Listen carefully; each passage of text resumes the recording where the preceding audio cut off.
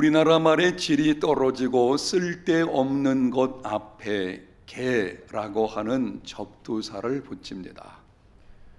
예를 들어 야생에 작고 상품성이 없는 참외를 개똥참외, 시고 떫고 맛이 없는 살구를 개살구라고 합니다.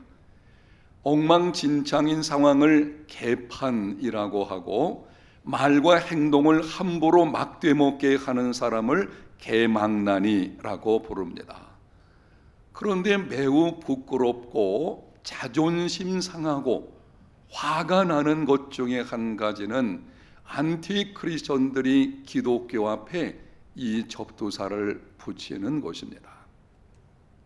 교회는 세상의 소망입니다. 그런데 세상 속에서 이러한 말들을 듣게 되는 이유가 무엇입니까? 물론 안티크리스천들 가운데서 이유 없이 자기들과 다르다는 것 때문에 그런 공격을 하는 사람도 있기는 하지만 현실적으로 교회 안에 보게 되면 때로는 이런저런 문제들이 있다 보니 그런 말을 듣게도 되는 것입니다. 이유가 무엇입니까? 미성숙함 때문입니다. 교회를 이루는 성도들의 미성숙함 때문이요, 보다 근원적인 이유는 교회가 성도들을 미성숙한 상태로 놓아두었기 때문입니다. 두 가지 이유를 말씀드리고 있습니다. 첫째는 교회를 이루고 있는 성도들, 예수 믿는 우리들의 미성숙함 때문에 그런 말들이 들려오는 것이고, 두 번째는 교회가 성도들을 양육하고 훈련하는 일에 무관심하거나 게으름을 피우기 때문입니다. 그러다 보니 성도들은 떠오르는 명설교를 듣기 위해서 이 교회 저 교회 또 다니게 되어지고, 하나님의 말씀을 들을 때에도 자신의 귀를 긁어주는 새로운 말씀만 들으려고 합니다. 결국은 미성숙한 그리스도인들이 양산됩니다. 성숙한 그리스도인은 어떤 사람이고 미성숙한 그리스도인은 어떤 사람입니까? 오늘 본문에서 몇 가지 말씀을 드릴 때에 나는 성숙한 사람인지 아니면 미성숙한 사람인지 자신을 점검해 보는 시간이 되었으면 좋겠습니다. 먼저 13절 하반절을 봅니다. 온전한 사람을 이루어 그리스도의 장성한 분량이 충만한 데까지 이르리니, 그리스도의 장성한 분량이 충만한 데까지 이른 온전한 사람, 이 사람이 성숙한 그리스도인입니다.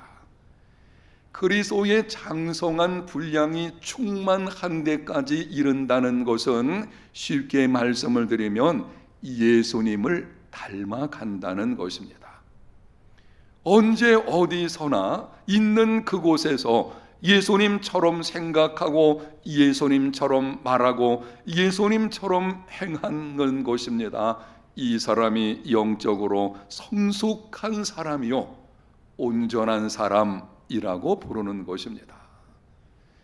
여러분의 이해를 돕기 위해서 조금 표현을 바꾸어서 말씀드리면 이렇습니다. 성숙한 그리스도인이란 언제 어디서나 예수 그리스도께 전적으로 헌신한 사람이다. 그리스도의 장성한 분량이 충만하다, 모든 곳에서 바로 그런 모습이 보여진다는 것입니다. 성숙한 그리스도인이 누구인가 하면 언제 어디서 어떤 상황에 있든지 예수 그리스도께 전적으로 헌신하는 사람, 주일에도 평일에도 그리스도인으로 살아가는 사람입니다. 주일날에는 그리스도인 같은데 평일에는 비그리스도인들처럼 살아가는 성도들이 있습니다. 비성숙한 그리스도인입니다. 교회에서도 집에서도 직장에서도 어디에서나 그리스도인으로 사는 사람, 성숙한 사람입니다. 그런데 교회 안에서 보게 되면 그리스도인인데 교회당을 떠나서 다른 곳으로 가게 되면 비그리스도인들처럼 살아가는 사람들이 있습니다. 미성숙한 그리스도인입니다. 교회 안에서는 참 좋은 사람으로 인정받습니다. 아무개 집사님 진실한 믿음의 사람이 분명해.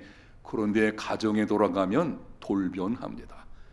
가정 식구들에게 폭언을 하기도 하고, 교회에서는 정직한 모습으로 행하는 것처럼 보이는데 사업장에 가면은 임금을 체불한다든지 정상적인 임금을 지불하지 않는다든지 이런 모습으로 돌변하는, 이게 미성숙한 그리스도인이죠. 교회에서는 참 열심히 일을 합니다. 그런데 직장에 들어가게 되면 대충 일을 때우는 사람들이 있습니다. 이렇게 분리된 삶을 살아가는 사람, 미성숙한 사람입니다. 언제 어디서 어떤 상황에서도 말과 됨됨이가 이원화되지 않은 사람, 성숙한 그리스도인입니다. 다음 14절을 보겠습니다.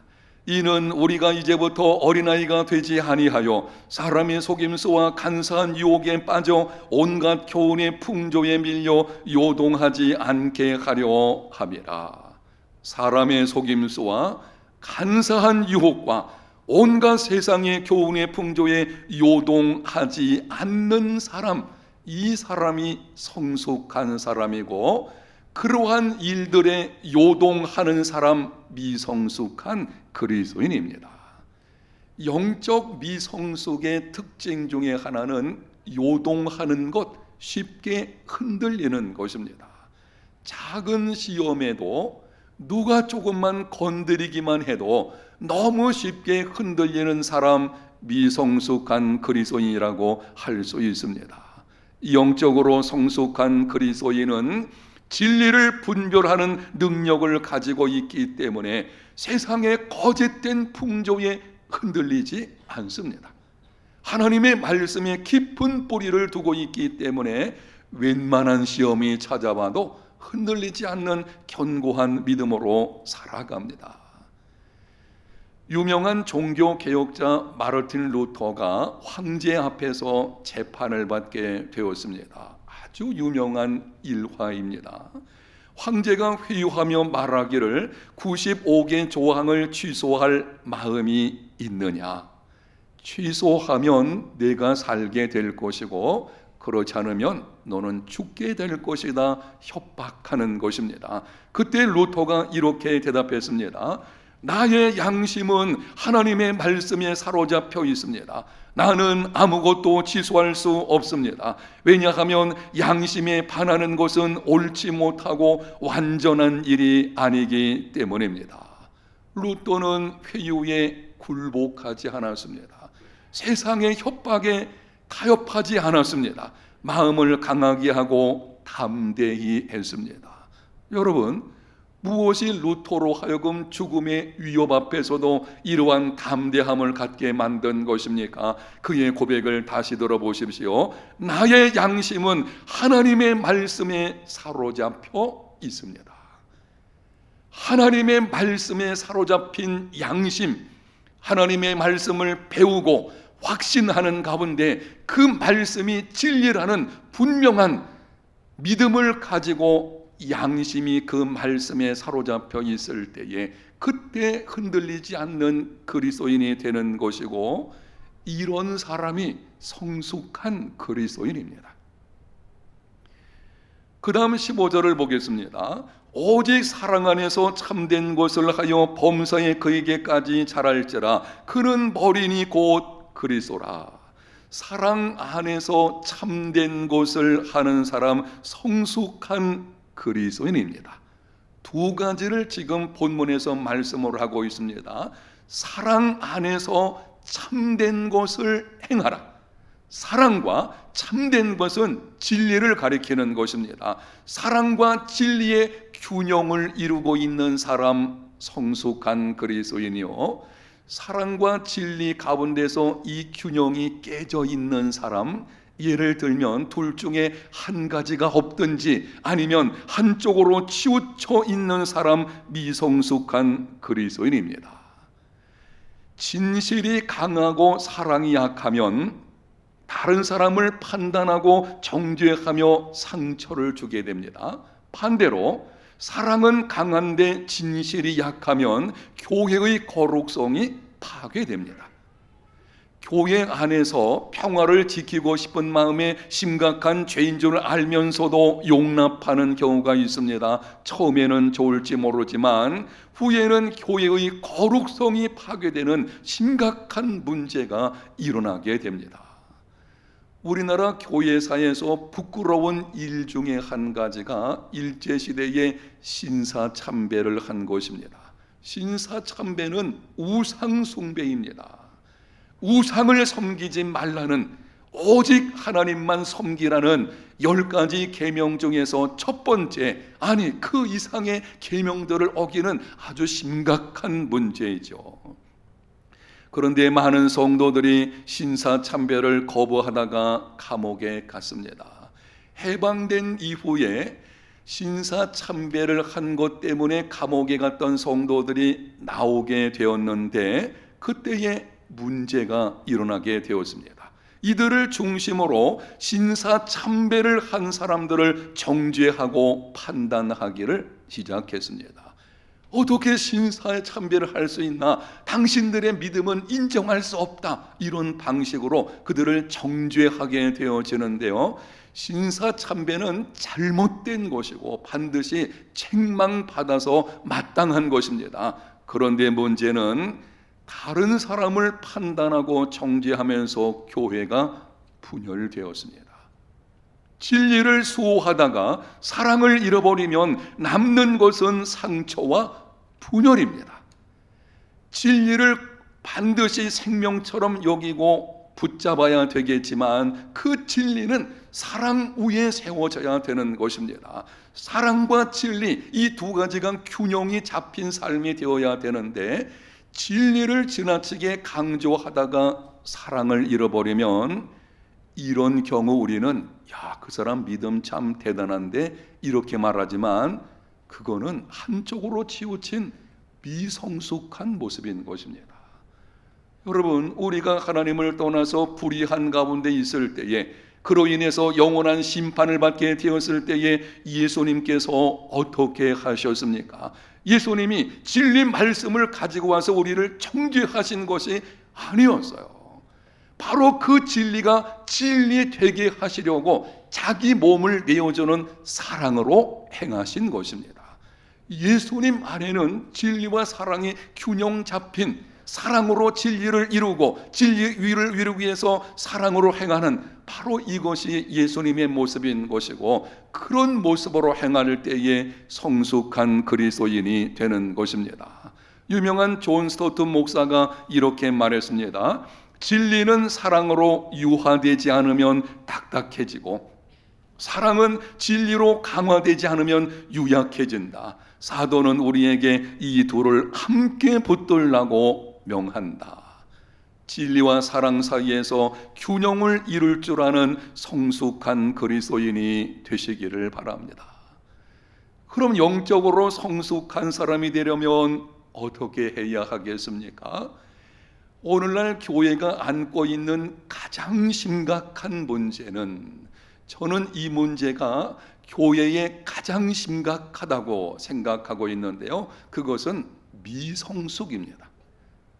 성숙하지 못한 것이 문제입니다. 그러면 어떻게 우리가 성숙한 그리스도인으로 자라갈 수가 있겠습니까? 먼저 11절과 12절 말씀을 보겠습니다. 11절입니다. 그가 어떤 사람은 사도로, 어떤 사람은 선지자로, 어떤 사람은 복음 전하는 자로, 어떤 사람은 목사와 교사로 삼으셨으니 당시 교회 안에 있는 직분 5가지를 언급합니다. 사도, 선지자, 복음 전하는 자, 목사와 교사. 하나님께서 교회 안에 이러한 직분들을 주신 이유가 무엇입니까? 12절을 보겠습니다. 이는 왜냐하면 성도를 온전하게 하여 봉사의 일을 하게 하며 그리스도의 몸을 세우려 하심이라. 성도를 온전하게 한다는 것은 성도들을 말씀과 기도로 양육 훈련해서 영적으로 성숙한 사람이 되게 한다는 것입니다. 봉사하게 한다는 것은 성도들을 잘 훈련시켜서 영적으로 성숙한 사람이 된 이후에 그들로 하여금 교회 안에서 다른 사람을 섬기는 자가 되게 하라는 것입니다. 그렇게 하면 그리스도의 몸을 세우려 하십니다. 교회다운 교회가 이루어지게 됩니다. 이 말씀을 여러분이 조금 더 이해하기 쉽게 오늘날의 언어를 가지고 바꿔서 말씀을 드리면은 이렇습니다. 교회 안에 교역자들을 하나님께서 세우시고 특별히 가르치는 사람들을 세우신 것은 목적이 있어요. 왜 그들을 세우셨느냐? 담임 목사로, 부목사로, 전도사로, 그리고 특별한 가르치는 일에 감당하는 사람들로 이렇게 하나님이 세우신 것은 그들이 교인들을 말씀과 기도로 잘 양육시켜서 성숙한 그리스도인이 되게 하고 그 다음에 그 사람들로 하여금 교회 안에서 서로 섬기게 함으로 그리스도의 몸인 교회를 세우시려는 것입니다. 사랑하는 성도 여러분, 교회는 모든 성도를 성숙한 신앙과 인격의 사람으로 자라가도록 양육하고 훈련하는 공동체입니다.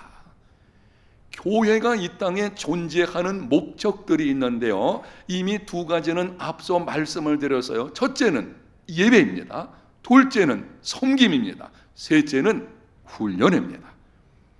교회가 이 땅에 존재하는 이유가 무엇이냐? 하나님께서 이 땅에 교회를 세우신 그 목적이 무엇인가 하면 첫 번째는 예배이기 때문에 모든 성도들은 예배를 생명처럼 여겨야 합니다. 두 번째는 섬김이기 때문에 모든 성도들은 내 이웃을 내 몸같이 섬기는 삶이 되어야 합니다. 세 번째는 훈련입니다. 교회에 속한 모든 성도들로 하여금 성숙한 신앙과 인격의 사람, 오늘 본문에 기록되어진 온전한 사람, 예수님 닮은 사람이 되게 하도록 훈련하는 것이 교회가 존재하는 목적이고, 여러분, 그러므로 모든 성도들은 교회에서 실시하는 양육 훈련 과정에 적극적으로 참여해야 합니다. 오늘 말씀의 근거에서 권면합니다.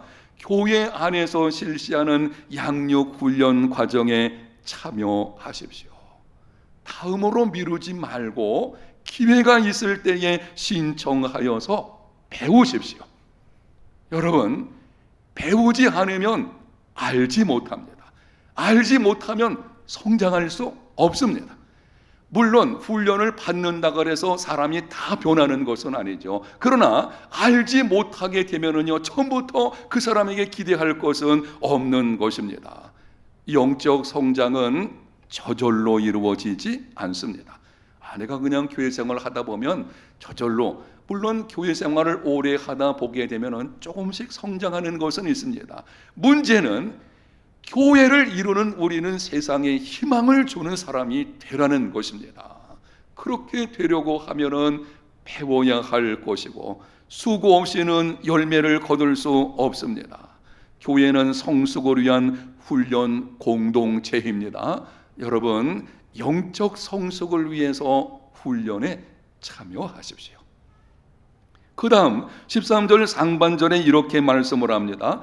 우리가 다 하나님의 아들을 믿는 것과 아는 일에 하나가 되어, 영적으로 성숙한 사람이 되려고 하면, 앞에서 말씀드린 성숙한 사람이 누구인지를 이미 여러분이 들으셨습니다. 바로 그런 사람이 되려고 하면 어떻게 해야 하는가 하면, 먼저는 말씀드린 것처럼 배워야 하고, 그 다음에는 믿는 것과 아는 것이 하나가 되어야 합니다. 믿는다는 것은 믿음의 내용, 믿음의 도리를 가리키는 것입니다. 안다는 것은 단순히 지적으로 아는 것 이상으로 체험적으로 아는 것입니다. 그러므로 오늘 여기 말씀, 믿는 것과 아는 것이 하나가 된다는 것은 양육 훈련을 통해서 믿음의 도리가 무엇인지를 배웠다면, 오늘 이 상황을 여러분에게 적용해서 말씀드리면, 주일에 말씀을 통해서 내게 주신 말씀이 무엇인지를 알게 되었다면 그 말씀대로 배운 대로 행하는, 그래서 체험적인 믿음의 사람이 되라는 것입니다. 하나님의 말씀을 단순히 지식으로 하는 것과 체험을 통해 하는 것은 다른 것입니다. 왜 오랫동안 신앙생활을 했으면서도 그 사람이 삶의 변화가 없는가요? 사실 근본적인 이유는 하나님의 능력을 경험한 적이 없어요. 여러분, 하나님 살아계시고 지금도 우리 가운데 역사하시고 계시는 줄로 믿습니다. 그 하나님의 능력, 말씀을 통해서 역사하시는 성령의 그 능력을 경험하지 못하는 것이 문제인 것입니다. 내가 나를 변화시킬 수 없어요. 신령한 힘이 나를 변화시켜야 되는 것인데, 바로 그 능력이 어느 때 이루어지게 되느냐? 들은 말씀을 따라합니다. 행할 때에 경험하게 되어지는 것입니다. 행함이 없는 믿음은 죽은 믿음이에요. 행함이 있는 믿음만이 참된 믿음이고, 참된 믿음을 가진 사람만이 영적으로 성장할 수 있습니다. 오늘날 교회 안에 보게 되면 오랫동안 교회 생활하고 설교 말씀을 듣고 여러 훈련을 받았음에도 미성숙한 모습으로 살아가는 성도들이 있습니다. 10년, 20년 동안을 예수님 믿고 교회 생활했는데 행동하는 것을 보게 되면 여전히 미성숙한 모습을 보일 때가 있죠. 안타깝습니다. 그렇게 오랫동안 신앙생활을 했음에도 변화되지 못한 이유가 무엇입니까? 믿는 것과 하는 것이 하나 되지 않기 때문입니다. 이 일을 히브리서 기자가 히브리서 5장 12절과 13절에 이렇게 말씀을 합니다. 때가 오래되었으므로 너희가 마땅히 선생이 되었을 터인데, 너희가 다시 하나님의 말씀의 초보에 대하여 누구에게 가르침을 받아야 할 처지이니 단단한 음식은 못 먹고 젖이나 먹어야 할 자가 되었도다. 이는 젖을 먹는 자마다 어린아이니 의의 말씀을 경험하지 못한 자요. 히브리서 기자가 탄식하는 것입니다. 너희들이 그렇게 오랫동안 신앙생활했다면 이제는 다른 사람을 가르치고 바른 길로 인도하는 선생쯤 되어야 하지 않았겠냐. 근데 여전히 믿음의 도리의 초보가 무엇인지 젖이나 먹어야 하는 어린아이 같은 그런 모습으로 신앙생활하고 있으니 이것이 어디 합당하냐. 그러면서 그 이유를 이렇게 말씀을 합니다. 의의 말씀을 경험하지 못한 자요. 의의 말씀, 하나님의 말씀을 경험하지 못한 것입니다. 말씀을 들어서 지식으로 알고 있지만 그 말씀의 능력을 경험하지를 못한 것입니다. 왜 그렇습니까? 행함이 없는 것입니다. 듣기만 하고 지식으로 머리에 쌓아놓았지만 그 말씀대로 실제 삶 속에서 행하지 않기 때문입니다. 영적으로 성숙한 그리스도인이 되려면 순종함으로 하나님의 말씀의 능력을 경험해야 합니다. 하나님의 아들을 믿는 것과 아는 것이 하나가 되는 믿음의 삶이 되시기를 축복합니다. 사랑하는 성도 여러분, 교회는 세상의 희망입니다. 세상의 희망인 교회가 세상 속에서 진정 희망을 주는 공동체가 되려면 교회를 이루는 우리들, 저와 여러분 한 사람 한 사람이 성숙한 그리스도인으로 변화되어야 합니다. 성숙한 그리스도인으로 날마다 자라가는 저와 여러분 우리 모두가 다 되시기를 예수님 이름으로 축복합니다.